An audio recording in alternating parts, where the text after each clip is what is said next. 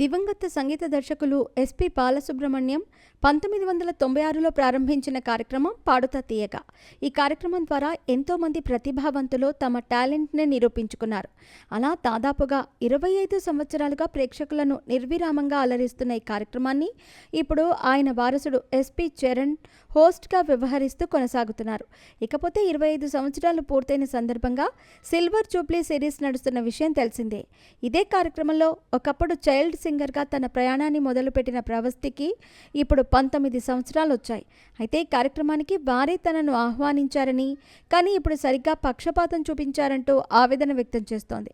ముఖ్యంగా సంగీత దర్శకుడు, ఆస్కార్ గ్రహీత ఎంఎం కీరవాణితో పాటు ప్రముఖ సింగర్ సునీతపై ఆరోపణలు చేస్తోంది.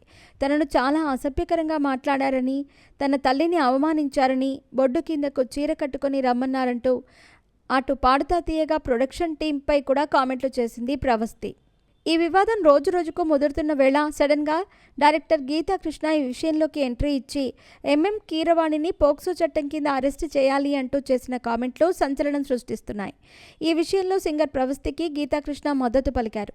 ఈ క్రమంలోనే ఆయన స్టార్ మ్యూజిక్ డైరెక్టర్పై సంచలన కామెంట్లు చేస్తూ, కీరవాణి ఒక వ్యభిచారి, వాడు నాకు గత 8 సంవత్సరాలుగా తెలుసు, అంతకంటే ముందే 40 ఏళ్లుగా అతడి వేషాలు తెలుసు, తెలిసినా కూడా నాకెందుకులే అని చెప్పలేదు.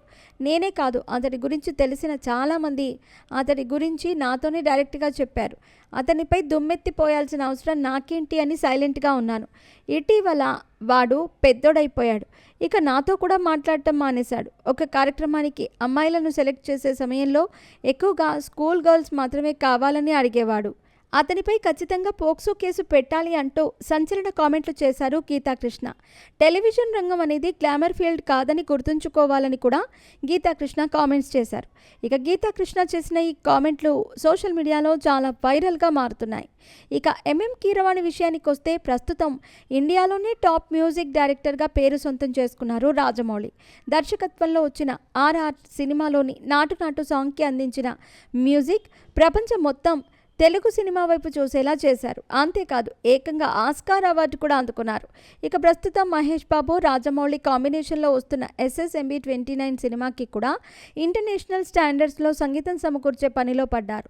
ఇంతలోపే ఇలా ప్రవస్తి ద్వారా ఆయన వివాదంలో చిక్కుకున్నారు. మరి ఈ విషయం కీరవాణి వరకు వెళితే ఆయన ఎలా రియాక్ట్ అవుతారో చూడాలి.